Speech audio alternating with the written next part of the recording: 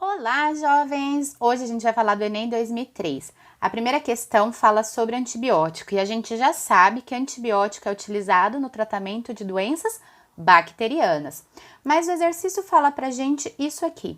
O medicamento, ele atua por inibição da síntese proteica bacteriana. E o exercício pede para a gente analisar as afirmativas e ver qual que tem relação com essa frase, com a ação do antibiótico. Letra A. Impede a fotossíntese realizada pelas bactérias? Nem precisa terminar de ler, já pode eliminar. Letra B. Altera as informações genéticas. Gente, medicamento não pode alterar geneticamente um ser vivo. Letra C. Dissolve as membranas das bactérias responsáveis pela doença, o que dificulta o transporte de nutrientes e provoca a morte delas. Está correto no sentido de que muitos antibióticos atuam dessa maneira. Ou os antibióticos dissolvem as membranas, gente, ou eles atrapalham a síntese proteica da bactéria. Só que aqui a questão pede pra gente o que está na questão E. Então, essa frase corresponde ao medicamento que interrompe a produção de proteína das bactérias causadoras da doença, o que impede a sua multiplicação pelo bloqueio de funções vitais. Perfeita! Obviamente que a D fala elimina os vírus, né? Pelo amor de Deus, totalmente errado. Então, a primeira é a letra E. Já na questão 2, o exercício contextualiza a questão da vacinação, mas fala do soro e pede pra gente como e quando o soro específico deve ser usado. Aí eu fiz um esqueminha aqui para lembrar. Vacina tem antígenos, ela vai prevenir, ela vai proteger. O soro tem anticorpos, ele vai curar, tratar. Então, em qual situação dessa, um indivíduo deve tomar soro? Um idoso que quer se proteger contra a gripe, proteção, vacina. Uma criança que foi picada por uma cobra, ela precisa de anticorpo pronto. Então tá certa. Um bebê que deve ser imunizado, para ele ser imunizado, ele deve ser vacinado e criar imunidade. Tá errada. Uma cidade que quer prevenir uma epidemia de sarampo. Ou uma pessoa que vai viajar para uma região onde tem a febre amarela. Se ela vai viajar, ela vai prevenir para não pegar essa doença. E a questão certa é a B. A questão 3 fala sobre o botulismo e maneiras de inibir a sua reprodução. Então, a gente tem aqui as informações: um pH inferior a 4,5, temperaturas próximas a 100 graus Celsius, concentração de sal superior a 10% e presença de nitritos e nitratos como aditivos. Essas são as informações dadas pela Anvisa. E aí o que acontece? Uma fabricante coloca essas 3 informações no rótulo e o exercício quer saber da gente quais informações do rótulo desse palmito eles têm relações com as medidas contra o botulismo. Então vejam só, a primeira: palmito açaí, sal diluído a 12%, ácido cítrico. Perfeito, sal está acima de 10% e o meio está ácido. Produto fabricado conforme as normas da Anvisa. Beleza. Ecologicamente correto. Isso aqui não tem a ver com medidas preventivas relacionadas ao botulismo, tá? Então, é legal um produto ser ecologicamente correto? Lógico que é. Mas isso não quer dizer que vai se prevenir do botulismo sendo ecologicamente correto, ok? Então, questão certa sim. A 4 ainda é sobre essa bactéria, o botulismo, e aí fala que as toxinas que o causam têm maior chances de serem encontradas nestes meios. Qual desses meios eu consigo ter a bactéria? Ou seja, ela consegue se reproduzir. A A tá certa porque fala que ela pode se reproduzir em conservas com concentração de 2 gramas de sal em 100 gramas de água. Quando a gente faz esse cálculo, né, mas mesmo de cabeça, 2 de 100 representa 2%. É bem menos do que ele sugere lá em cima, que tem que ser superior a 10%. Então, nesse meio aqui, as bactérias conseguem se reproduzir. Elas não conseguem se reproduzir em linguiças com nitrito e nitrato, alimentos após terem sido fervidos, no suco de limão com pH baixo, no charque, que é carne salgada e seca ao sol. Não há chances de ter o crescimento bacteriano aí. Já a questão 5 fala sobre a malária e contextualiza pra gente que houve um aumento muito grande nas regiões amazônicas. E a questão quer saber por que esses altos índices de malária está acontecendo nessa região. Aí tem que lembrar que malária é um protozoário, né, que é do gênero Plasmodium, existem várias espécies, mas ele é transmitido por Anopheles, que é conhecido como mosquito prego. Ou seja, a gente tem um artrópode que depende principalmente da presença de água para se reproduzir. Sendo assim, por que na região amazônica tem mais malária? Por causa das características genéticas das populações? Não, nada a ver. Por causa da falta de saneamento básico não tem a ver com a reprodução do mosquito. Por causa da inexistência de predadores capazes de eliminar o causador, o vetor. Gente, na região amazônica, em região de floresta, a gente tem muitos anfíbios. Anfíbios é o que mais come mosquito, né? Entre os predadores. Então aqui ele fala que não existem predadores. Não, pelo contrário. D, absolutamente correta, a temperatura elevada e os altos índices de chuva na floresta equatorial favorecem a proliferação do mosquito transmissor. Perfeito. E a E fala que o Brasil é o único país do mundo que não implementou medidas concretas para interromper sua transmissão em núcleos urbanos. Primeiro que a região amazônica nem é uma região urbana, né? É uma região selvagem, gente. Então não contextualiza aqui a reprodução do mosquito e o fato desse mosquito ele se reproduzir mais facilmente na região de floresta, ok? A questão 6 também fala de malária. E aí tá falando assim, que houve uma elevação, mais uma vez, e ele quer saber sobre esse número de casos que aumentou, se está relacionada a qual tipo de mudança, a qual tipo de transformação. Então vejam só na letra A. As transformações no clima da região decorrentes do efeito estufa e da diminuição da camada de ozônio. Ora, isso aqui eleva a temperatura, né? Aumenta o calor. Teoricamente, quando a gente tem excesso de calor, a gente tem menos umidade. Então, a letra A não está relacionada com o aumento do número de casos. Letra B, empobrecimento da classe média. Nossa, nem vou continuar ali. Letra C está certa, pois fala assim: o aumento na migração humana para fazendas, grandes obras, assentamentos e garimpos instalados nas áreas de floresta. Ou seja, a gente está invadindo aquela região selvagem, a gente está invadindo o habitat desse mosquito e obviamente que ele vai usar a gente então para se alimentar. Na questão D fala que as modificações radicais dos costumes dos povos indígenas que perderam a imunidade natural ao mosquito transmissor. Oi? E a E fala que houve a destruição completa do ambiente. Não, gente, por mais que a Amazônia já teve mais de 17% da sua área devastada, a gente não destruiu completamente esse habitat ainda. Então a resposta certa é a letra C. Questão 7 fala sobre bancos genéticos de sementes, óvulos e espermatozoides como uma maneira da gente preservar os seres vivos que correm riscos, né? Então, imagine assim, uma floresta pegou fogo, mas todas as sementes, todos os óvulos e espermatozoides de animais que viviam ali e de plantas, eu consigo ter esse banco de dados, reproduzir e repopulacionar uma área. A ideia é essa. Mas essa construção ela é considerada questionável do ponto de vista ecológico evolutivo, pois se argumenta que esse tipo de estratégia, não preserva a variabilidade genética das populações, não mesmo. 2, depende de técnicas de preservação de embriões ainda desconhecidas, não, essas técnicas já estão bastante conhecidas. E 3, não reproduz a heterogeneidade dos ecossistemas. A 1 e a 3, gente, elas estão bem parecidas, né? E de fato, se a gente tem um banco de dados de sementes, de óvulos, de espermatozoides, nós, humanos, que vamos fazer essa reprodução. Vamos pegar ali amostras aleatórias e vamos gerar novos indivíduos. O fato é que isso não será tão aleatório quanto acontece na natureza. A gente não vai ter a seleção natural de fato acontecendo, né? A escolha do seu par ali entre animais para a reprodução, a escolha do habitat perfeito das plantas para a germinação, é o homem que vai estar fazendo essa reprodução. Então isso com certeza diminui a variabilidade genética e consequentemente a heterogeneidade do sistema.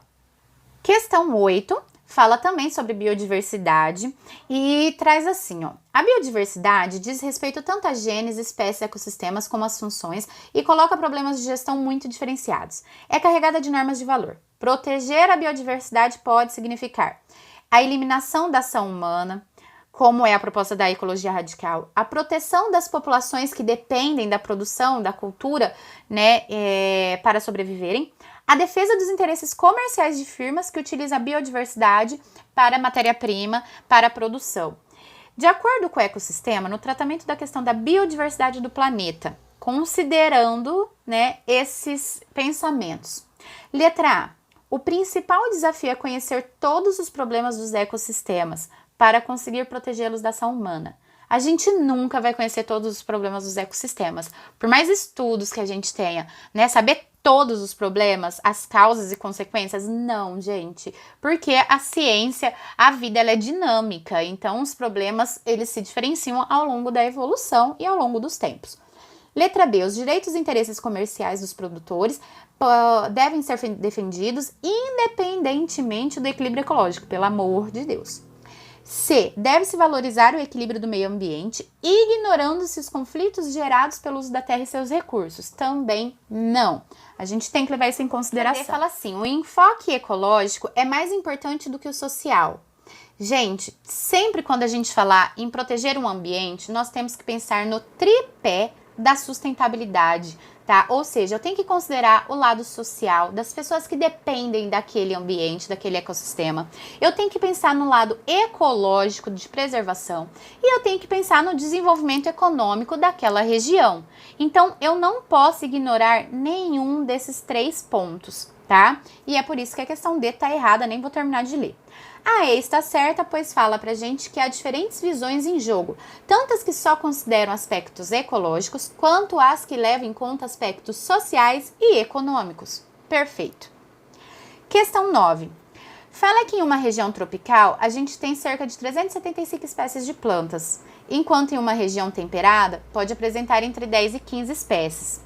A questão pergunta pra gente, o notável padrão de diversidade das florestas tropicais se deve a vários fatores, entre os quais a gente pode destacar solos profundos em floresta tropical? Não. Solos rasos?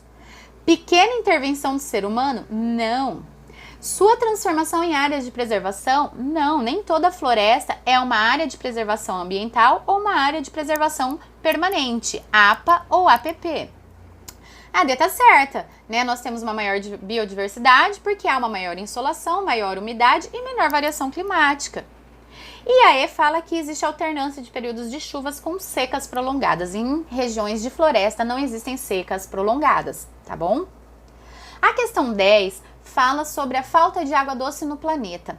E fala assim, que a quantidade de água doce disponível para cada habitante será drasticamente reduzida.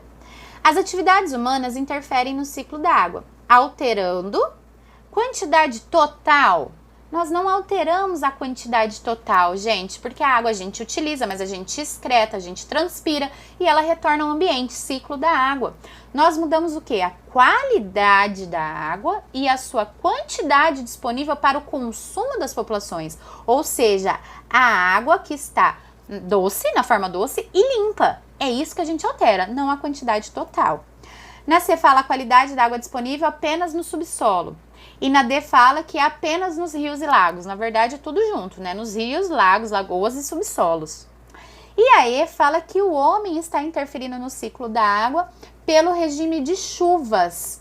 A gente não interfere diretamente no regime de chuvas. A gente pode desmatar, provocar queimadas, alterar a ciclagem da evapotranspiração e isso muda o regime de chuvas, mas não diretamente conseguimos fazer essa mudança, ok? Então a resposta certa da 10 é a letra B.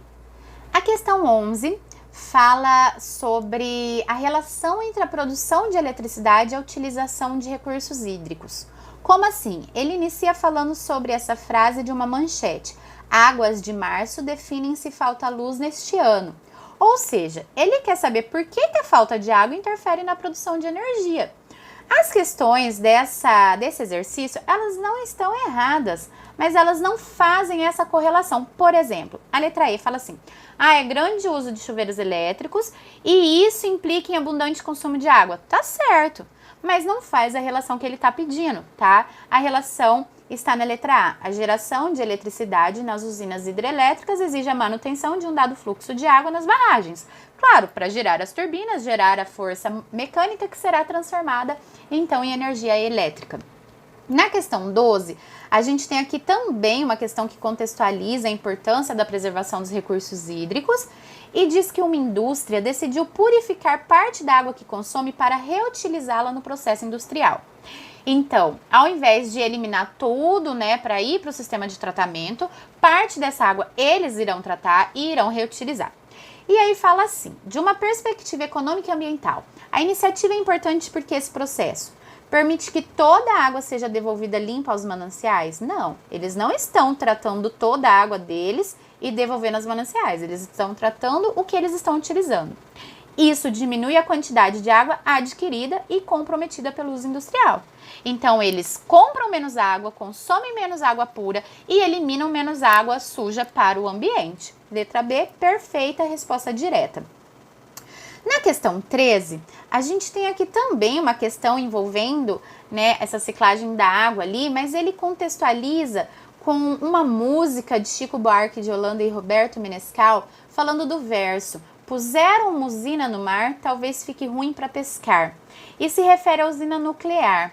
Usinas nucleares e usinas termoelétricas, gente, elas utilizam água para refrigerar as suas turbinas. Isso gera poluição térmica. A água é devolvida para o rio, para o mar, a mais ou menos uns 400 graus Celsius, o que diminui demais o nível de oxigênio disponível para a fauna ali e os outros seres vivos que ali habitam também. Então, quando ele pergunta pra gente, né, essas dificuldades para pesca citadas nesse verso, elas estão relacionadas ao quê? A gente fica com a letra A, que fala pelo aquecimento das águas utilizadas para a refrigeração da usina, que alteraria a fauna marinha. Perfeita. As três últimas eu, né, coloquei aqui, tomara que não, vejam só. Rejeitos radioativos lançados continuamente no mar, contaminação por metais pesados, vazamento de lixo atômico colocado em tonéis lançados ao mar. Gente, tomara que não mesmo seja feito isso, né? A gente imagina que as leis elas sejam de fato aplicadas nesse sentido. Bom, a questão 14 fala sobre aquelas caixinhas, por exemplo, como a de leite condensado, que são conhecidas como Tetra Brick. E aí ele fala que essas caixinhas têm 4 camadas de diferentes materiais, incluindo alumínio e plástico. E elas podem demorar até 100 anos para se decompor. Então, considerando esses impactos ambientais, o que seria mais adequado fazer com essas caixinhas? Utilizar soda cáustica para amolecer as embalagens e só então descartá-las. Beleza, né? Daí a gente descarta e joga com a soda na natureza. B. Promover a coleta seletiva de modo a reaproveitar as embalagens. Perfeito. C. Aumentar a capacidade de cada embalagem, ampliando a superfície de contato com o ar para sua decomposição. Gente, as bactérias, os fungos não vão decompor alumínio e plástico. Hello! Constituir um aterro específico de embalagens Tetra Brick. Cara, a gente vai construir um aterro, vai chegar uma hora que ele não vai ter mais espaço, vai ter que construir outro, a gente não vai resolver o problema. E a gente nunca escolhe essas alternativas que fala proibir a fabricação, proibir o consumo, pois a gente tem que pensar no tripé e tem que lembrar que no tripé da sustentabilidade tem a economia, tá? Então não é certo proibir a fabricação de leite, nós precisamos melhorar, né, a estratégia aqui de reutilização dessa embalagem, ok? Na questão 15, a gente vai ter aqui uma questão que fala de um grupo de estudantes que vê uma pessoa catando latinhas de alumínio jogadas na calçada. E aí os estudantes fazem 3 afirmativas. No outro lado da questão, a questão vai pedir para você. Quais destas 3 você concordaria? Você acha que está relacionado com esse fato que foi explícito aqui? Uma pessoa catando latinhas de alumínio jogadas na calçada. Então vejam só a primeira. A catação de latinhas é prejudicial à indústria de alumínio. Gente, se uma pessoa cata e vende, essas latinhas que ela vendeu vai parar na indústria e a indústria vai reutilizar a partir da reciclagem, tá? Então não é prejudicial, pelo contrário, auxilia as indústrias.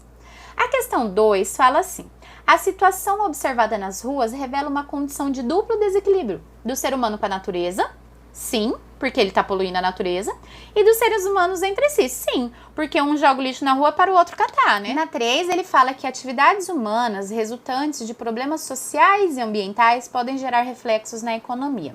Então vamos interpretar. Problemas sociais e ambientais, né? Ambientais, o lixo no chão. Problemas sociais, o desemprego.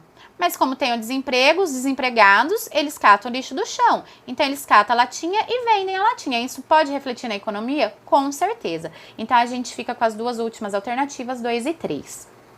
Na questão 16, tem uma questão que fala sobre gases liberados pelo esterco e por alimentos em decomposição, que podem conter sulfeto de hidrogênio, gás com cheiro de ovo podre. E aí ele fala, com base em tais fatos, foram feitas 3 afirmativas. Gases tóxicos podem ser produzidos em processos naturais? Completamente possível quando a gente tem, por exemplo, emissões por vulcões, decomposição de matéria orgânica e o próprio esterco que ele cita aqui no exercício. Questão 2. Deve-se evitar o uso de esterco como adubo, porque ele polui o ar das zonas rurais. Gente, vamos pensar, né? O gado vai lá e faz o esterco e o esterco está solto no campo. Esse esterco estar solto no campo ou estar sendo utilizado como adubo, ele vai poluir a mesma coisa, ele vai liberar os mesmos gases. Então não faz diferença, não é usar como adubo que vai poluir mais. E ele contextualiza na 3 que esterco e alimentos em decomposição podem fazer parte do ciclo natural do enxofre. Perfeito, foi o que a questão contextualizou pra gente. Resposta certa, a letra D. E para finalizar, a questão 17 fala sobre combustíveis e comenta aqui que os combustíveis podem ser classificados de acordo com o fato deles serem renováveis ou não.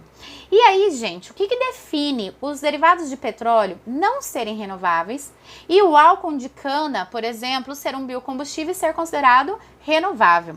A diferença entre combustíveis ou fontes de energia renováveis e não renováveis é o simples tempo de formação para cada um deles, tá? Os derivados de petróleo levam milhares de anos, então quando a gente pensa nisso, se acabar todo o petróleo agora da face da Terra, eles não se renovarão a tempo da gente utilizar de novo.